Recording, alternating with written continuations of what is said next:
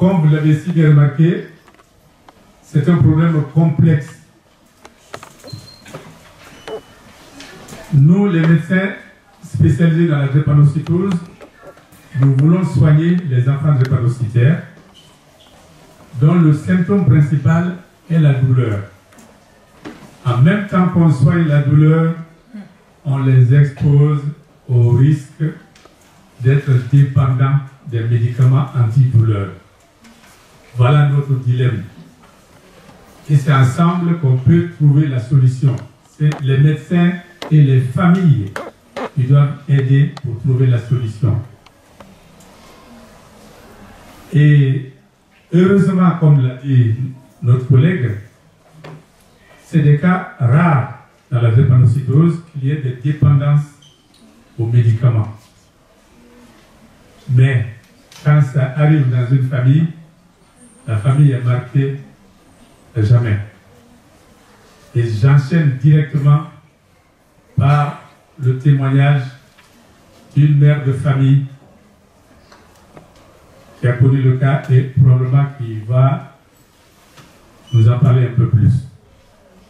Madame Coach Magui, à vous la parole pour un maximum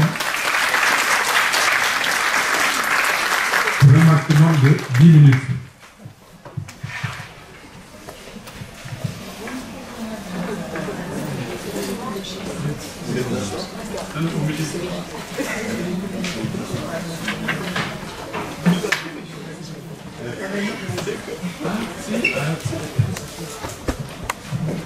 Bonsoir à tout le monde. Oui. C'est un honneur pour moi et c'est triste aussi pour moi aujourd'hui d'être devant vous. Tout d'abord, je remercie les docteurs. Pourquoi? Quand je suis venue leur parler de mon association, premièrement, et leur parler de mon combat de la drépanocytose et des addictions, tout de suite, docteur Benemou, il m'a dit, enfant, il y a quelqu'un qui parle de ça. J'avais élevé mon fils de la drépanocytose de 18 ans. À partir de 14 ans, il ne faisait plus la crise. Souvent, il était hospitalisé ici à Gonesse, Robert Debris. Il avait passé des moments très difficiles, des fois dans le coma. Mais à partir de 14 ans, on se dit que la drépanocytose était derrière nous. Et à 17 ans et demi, il y a un autre phénomène qui est apparu, les addictions. Je ne connaissais pas. Personne ne m'a jamais parlé de ça. C'était inconnu. Même quand tu parles au docteur, c'est comme il n'y avait pas de réponse. On met l'enfant à l'addictologue. L'addictologue aussi ne maîtrisait pas la drépanocytose. Et il n'y avait pas de lien entre les docteurs et les psychologues, les addictologues. Et c'était le moment aussi, à l'époque, qu'il n'y avait pas de docteurs ici à Gonesse pour les adultes. On a passé 3 ou 4 ans, il n'y avait pas de docteurs pour les adultes ici à Gonesse. C'est ce combat que j'avais mené. 10 ans de combat des addictions. 10 ans de souffrance. Comme le docteur vient de le dire tout à l'heure, ce n'est pas le cas de tout le monde, mais c'est le cas qui arrive tout de suite à l'entrée. Il y a un jeune homme qui m'a approché parce qu'il a vu le livre et j'ai écrit Drépano et addiction. Et il m'a approché, il a avoué certaines choses que je ne peux pas dire ici. Ça veut dire que le cas, il y en a, ça existe. Mais ce qui m'a plu tout à l'heure, il nous dit comment faire pour les aider. Voilà point là où moi je suis.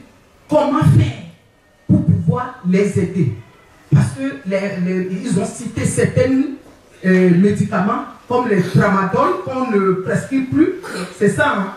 les listes qu'on ne prescrit plus certaines choses, mais les drépanoes sont toujours sous la morphine. Moi, mon fils faisait la crise de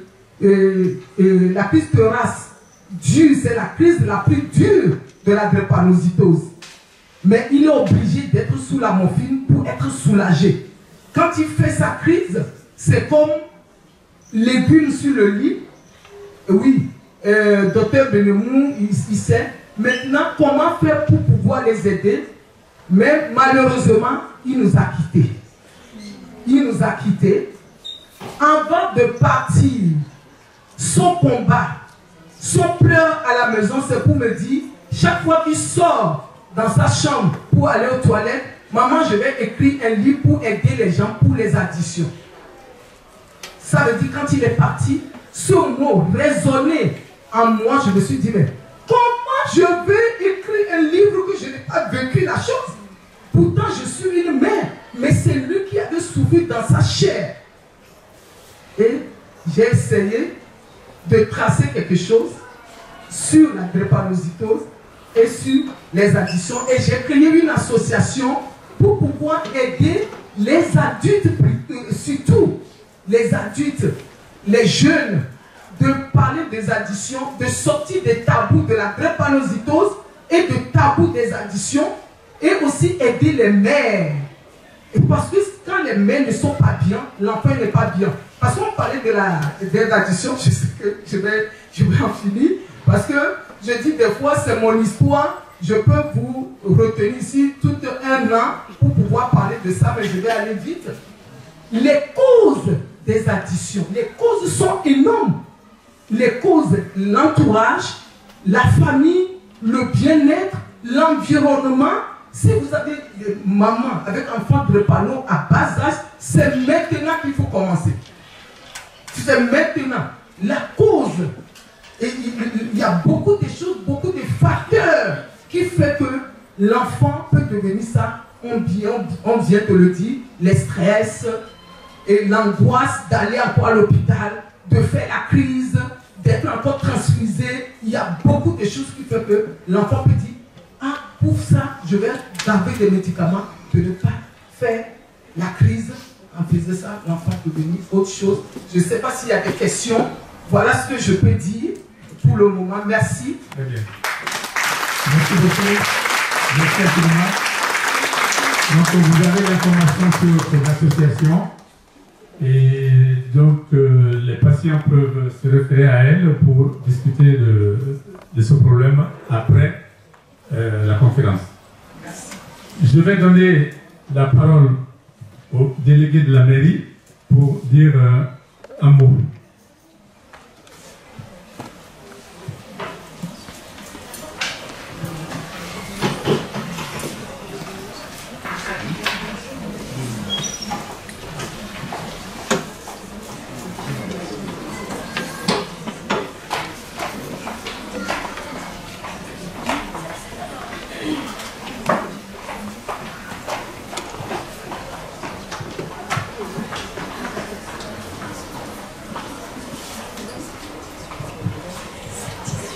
Vous l'avez tout à l'heure dit, donc je suis la première maire adjointe à l'éducation et je suis accompagnée de ma collègue qui est plutôt elle est vice-présidente du conseil de l'hôpital et en même temps elle s'occupe de l'atelier santé-ville, donc avec son équipe, c'est grâce à son équipe et d'autres aussi services de la ville comme le service enfance, comme les maisons des habitants.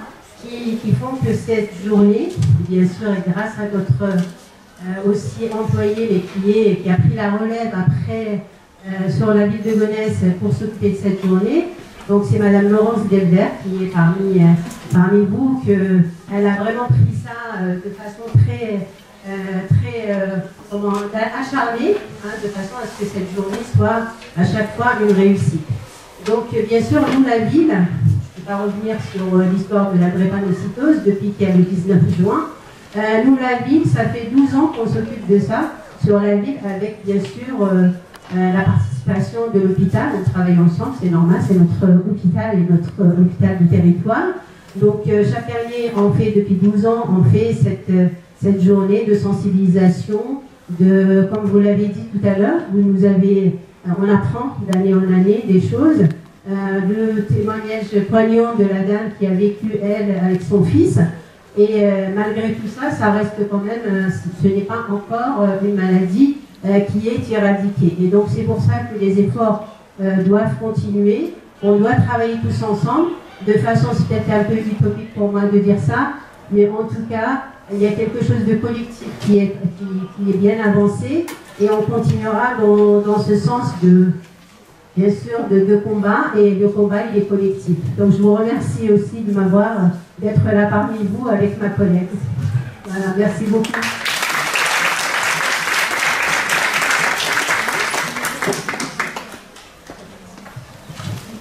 Je pense qu'on va passer aux questions-réponses. Est-ce que quelqu'un voudrait une précision sur la présentation ou sur la maladie en général? Oui.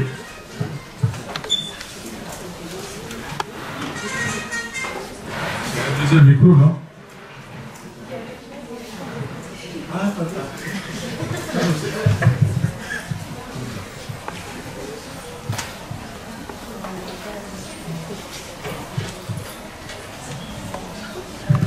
Vous avez parlé de l'application DREPA Care. Qu'est-ce qu'elle propose exactement comme service? Ok. Oui, donc l'application DREPA Care, Care ça veut dire en anglais soin. Donc en fait c'est une application dans laquelle les patients peuvent exposer, disons, la façon dont ils traitent leur douleur à domicile, que ce soit les médicaments ou autre chose. Déjà comment ils sentent venir la crise et comment ils s'en occupent et à quel point ils peuvent peut-être éviter tout le temps d'aller à l'hôpital quand ce n'est pas nécessaire. Donc, c'est une collaboration, on va dire, entre patients, et quand on y va, on voit comment les autres s'occupent de leur maladie et de leur crise. C'est ça, DREPA Care. Vous avez parlé d'autres facteurs à parler de médicaments, qu'est-ce qui soulage le plus? Voilà, donc on a parlé d'alternatives aux opioïdes, c'est-à-dire tout ce qui peut soulager la douleur sans que ça ne soit la morphine. Évidemment, tout ce qu'on dit là, c'est que quand un enfant a besoin, enfin, un enfant, il y a des adultes aussi, désolé, hein, la déformation professionnelle. Quand un patient a besoin de morphine, mais si on peut éviter la morphine, c'est mieux. Voilà. Donc, on a cité certaines choses, comme le massage, comme les bouillottes. Comme les bouillottes, c'est lorsqu'on met de l'eau tiède dans un sachet en plastique et qu'on pose sur les parties douloureuses. Ça, c'est très important quand on soigne une personne qui fait une crise de drépanocytose. Il y a également l'électrostimulation. C'est une sorte de corset que l'on porte avec des piles et qui envoie des ondes pour diminuer la douleur. Et il y a également ce qu'on appelle le RESC, c'est-à-dire on fait de la stimulation cutanée, mais ça c'est une formation spéciale. Nous avons une infirmière dans le service qui s'appelle Mayouen, qui l'applique, et ça permet également de diminuer beaucoup la douleur sans qu'on ait besoin de médicaments. Il y a également l'hypnose. L'hypnose, c'est lorsque, par le discours que l'on fait à un patient dans des conditions bien particulières, on l'amène tout doucement à pratiquement échapper à la situation physique dans laquelle elle se trouve et à surmonter sa douleur. Et parfois même, ça se termine par un état de sommeil. Et donc, la personne peut être également soulagée. Donc, tout ce qui peut éviter qu'on en arrive aux opioïdes, c'est ça qu'on appelle les traitements alternatifs. J'espère que je me suis fait comprendre. S'il vous plaît. J'ajouterais également il y a plusieurs applications qui sont très bien faites pour pratiquer la relaxation, les exercices de relaxation et de respiration, à pratiquer régulièrement, même en dehors de la douleur. C'est des exercices qui vont être bénéfiques ensuite pour apprendre à auto-gérer sa douleur. Et ça complète très bien aussi les traitements médicamenteux alternatifs, oui, et c'est vraiment efficace. Avec une pratique régulière, ça s'avère vraiment efficace. Une autre question?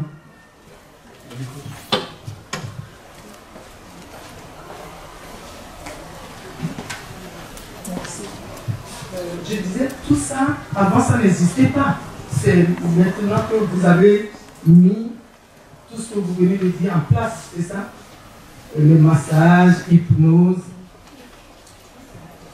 Bon, disons, ce sont des pratiques qui, arrivent de façon progressive dans les services. C'est vrai que au début de la création d'un centre de prise en charge, Il n'y en avait pas. ce sont des traitements classiques qui sont là.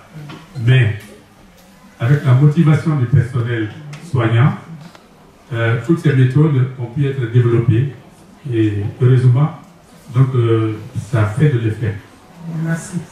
Merci pour votre recherche, votre développement. Et aussi, comment vous diagnostiquez un jeune, cet auteur souvent, un jeune qui est addict? Parce que vous avez parlé tout à l'heure, moi aussi, ça m'avait arrivé, à l'âge de 18 ans, on dit, mon fils, tu vas gérer tes traitements tout seul, et pour le moment que tu as la crise, tout ça. Mais quand l'enfant devient addict, comment vous allez savoir que l'enfant est addict à son traitement? C'est notre aussi. Merci pour la question. Je vais vous donner l'exemple d'un patient, d'un cas pratique, un patient adulte.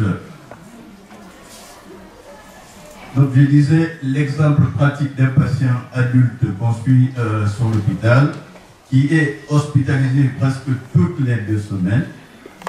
C'est un patient qui a une forme de drépanocytose grave, qui a déjà des complications chroniques et qui a, si vous voulez, un traitement optimum, même échange transfusionnel, traitement de fond, et qui est quand même hospitalisé toutes les 2 semaines, alors qu'il a un traitement optimum. Et parfois, on n'a pas de signe qui soit en faveur de la crise, que ce soit physiquement ou biologiquement. Donc on se dit qu'il y a quelque chose qui ne va pas. Parce que normalement, vous savez qu'il n'y a pas de morphine à domicile, c'est interdit chez les patients drépanocytaires. Cependant, ils peuvent avoir des autres antidouleurs, tramadol, paracétamol, codéine, mais ce patient revenait tout le temps. Alors qu'il a tout son traitement, parfois il vient même de faire l'échange transfusionnel, quelques jours après, il revient. Donc on se dit que c'est pas possible. Parce que physiquement, il n'a pas de signe de crise. Et quand on fait la prise de sang, on ne voit pas d'éléments pour une crise. Donc c'est des éléments qui peuvent nous orienter à se pencher sur la question. Et puis en plus, pour ce patient, c'est un patient qui avait des traitements, qui avait des problèmes psychologiques, donc il y a déjà un traitement psychotrope. Donc il vient souvent pour la morphine. On lui donne la morphine, on risque d'entraîner des complications si on ne lui prend pas garde. Si on ne vérifie pas bien ce qui se passe autour de ce patient, on risque de l'entraîner dans des complications. Quand il vient, on met morphine, c'est des complications. Donc il faut faire des investigations autour, dépister ça à temps, afin de mettre en place l'accompagnement qu'on vient d'énumérer là. Voilà l'exemple type que je peux vous donner. Merci, docteur Souma. Oui. Votre voix porte peut-être. Allez. Du coup, en ce qui concerne les traitements curatifs, il y a une greffe de moelle osseuse. Et du coup, comment ça se passe pour les patients, les drépanocytaires qui sont incisionnistes, je ne maîtrise pas trop, mais du coup, comment ça se passe pour la greffe? Vous voulez parler spécifiquement de la greffe? Oui, ouais. Ah, bon. Traitement curatif, c'est un gros mot. Oui. Quand on parle de traitement curatif, ça veut dire qu'il éradique complètement la maladie. Or, à ce stade, personne ne peut affirmer qu'on peut éradiquer complètement la maladie. Par contre, il existe effectivement des situations dans lesquelles on peut proposer des traitements comme la greffe, mais comme pour tout traitement, il faut peser le pour et le contre. Déjà, la greffe, si c'est possible, il faut la faire chez un patient qui est jeune encore, sans oublier que la préparation à la greffe expose à beaucoup de complications, surtout infectieuses, qui malheureusement peuvent emporter le patient. Donc, on voit si vraiment la gravité de sa maladie est telle qu'on ne peut pas éviter la greffe. Dans ce cas, oui, on lui propose la greffe. L'autre traitement, entre guillemets, curatif, dont nous avons parlé depuis 2 ou 3 ans, c'est la thérapie génique. Thérapie génique, c'est basé sur la génétique. D'une manière générale, les gènes, ce sont des protéines qui sont dans notre corps, qui commandent la fabrication des autres protéines.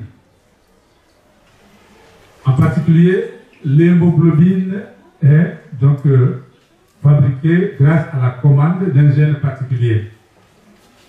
Et c'est ce gène qui est défaillant chez le drépanocytaire. Donc, la personne fabrique une hémoglobine anormale.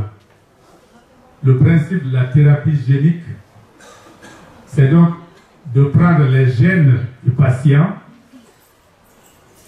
de les transformer, enfin de les modifier, afin qu'ils puissent produire de l'hémoglobine normale et qu'on réinjecte au patient. Donc, en quelque sorte, cette méthode est peut-être plus curative que beaucoup d'autres.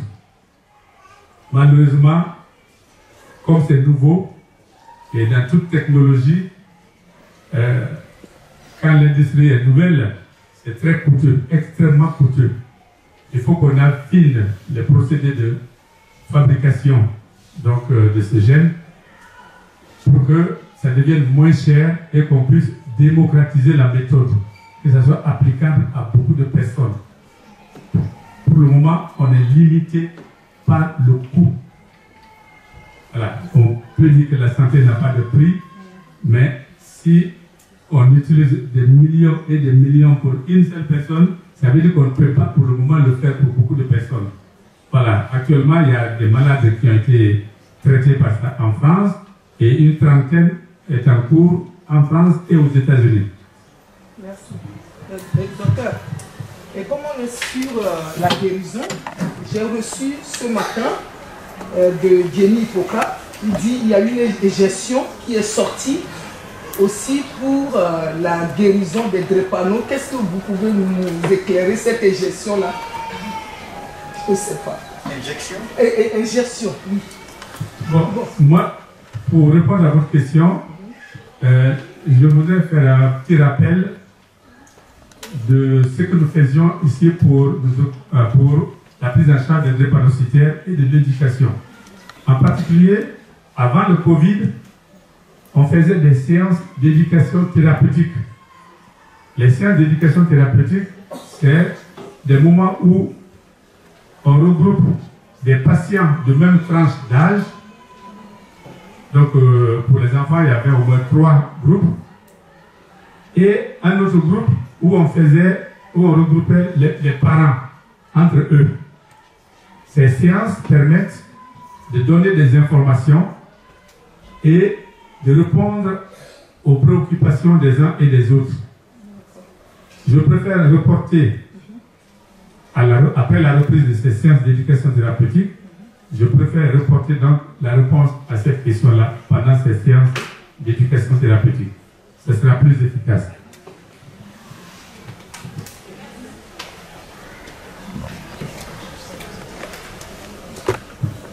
Quelqu'un a-t-il une autre question? Oui, allez-y, madame. Ok. Merci pour la question. Elle demande jusqu'à quel âge on prend les médicaments de la drépanocytose. Donc, il y a deux groupes de médicaments. Il y a les médicaments préventifs. Et puis, il y a trois groupes. Médicaments préventifs, il y a les médicaments de la douleur. Et puis, il y a ce qu'on appelle les traitements de fond. Voilà. Les médicaments préventifs, ce sont les antibiotiques, par exemple, que l'on donne, l'oracilline. Ça, on les donne jusqu'à l'âge de 12 ans, parce que comme les drépanocytaires, ils ont un déficit immunitaire, ils peuvent attraper toutes les infections. Donc, jusqu'à l'âge de 12 ans, ils ont terminé pratiquement tous leurs vaccins. Et ils ont développé leur propre immunité dans la mesure du possible de leur statut. Donc, à 12 ans, on arrête l'oracilline. Et ceux qui ont des maladies très très graves, on leur met un traitement de fond. Avant, ça s'appelait Hydrea. Et maintenant, ça s'appelle Cyclos. Ce traitement, il est à vie. Maintenant, les traitements de la douleur, ce sont des traitements séquentiels. C'est-à-dire quand ils ont besoin de se traiter contre la douleur, c'est à ce moment qu'on leur donne. Voilà. Donc, le traitement de fond, il est à vie. Le traitement préventif, c'est jusqu'à l'adolescence. Et le traitement de la douleur, c'est séquentiel. Oui, il y a plus la spéciacoline, oui. Il y a aussi un traitement de fond. Merci. Et les transfusions aussi font partie des... Mais je pense qu'elle parlait beaucoup plus des médicaments. Oui. Bon. Oui. Oui, oui. Madame Delbert.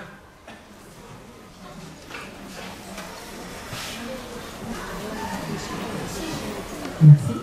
Merci à tous et toutes d'être venus aujourd'hui pour le 19 juin, pour la journée mondiale des luttes contre la drépanocytose. Merci vraiment. Alors j'espère que la conférence sur les addictions vous a intéressé. Vous avez appris pas mal de choses. Maintenant, tout de suite, nous vous invitons à aller vous renseigner, vous informer, juste en face de la cafétéria. Et plusieurs associations pourront vous informer et vous renseigner sur les multiples questions que vous avez à poser. Merci à tous. Je voudrais quand même faire une conclusion de la conférence, parce que c'est très important. Tous les patients drépanocytaires ne sont pas appelés à être dépendants des médicaments antidouleurs. C'est un message que je veux faire passer avec la plus grande rigueur. Et si vous êtes souvent examiné par votre médecin, si le patient est souvent examiné par son médecin, il ne sera pas enclin à faire de l'automédication. Parce qu'un patient qui ne voit pas son médecin, il reste à la maison, il essaie de s'occuper de lui-même tout le temps, et malheureusement, avec ses amitiés, avec les amis qui sont adolescents aussi, et tous les autres, les conditions peuvent être réunies pour qu'il fasse de l'automédication. Vous allez dire que c'est un peu contradictoire. Non, ce n'est pas contradictoire. Il faut qu'il soit suivi par son médecin. On ne parle pas des hospitalisations. Il faut qu'il soit suivi par le médecin. S'il est bien suivi par le médecin, ils vont faire le point. Le malade et lui, ils vont faire le point et tout va être mis en ordre pour ne pas qu'il soit pharmacodépendant. Ceci est très important. Voilà. Donc, c'est sur ce message de collaboration et sur ce message d'espoir en disant que ce n'est pas tout le monde devient addict aux médicaments. C'est sur ce message que je voudrais terminer et je vous remercie.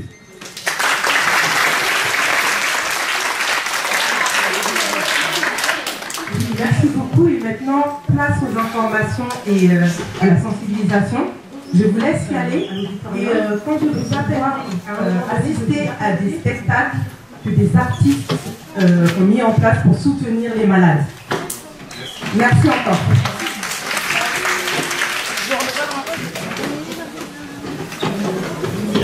Thank you.